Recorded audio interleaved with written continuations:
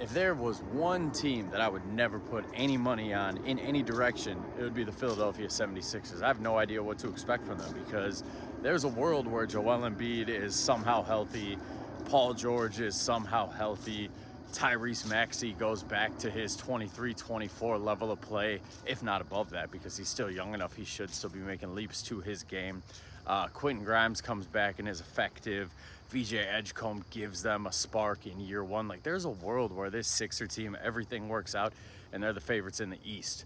But logic would dictate that ain't going to happen. I would never bet on Joel Embiid to play more than 30 games in a season again.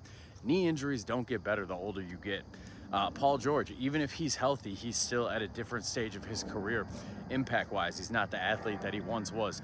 Tyrese Maxey's really good. We don't know if he's good enough to be the best player on a team, though, if you want your team to be serious contenders.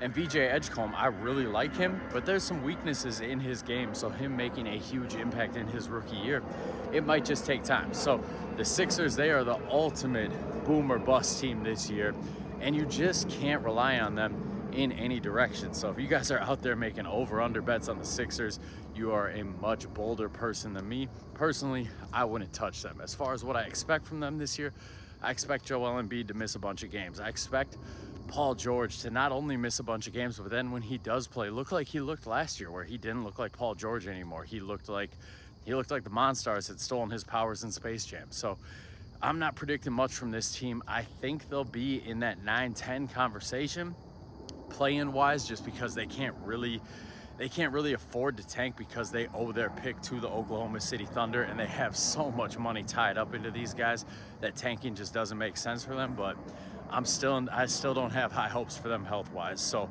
my overall prediction for the Philadelphia 76ers is somewhere between 38 and 44 wins, flirting with that 9-10 range in the play-in.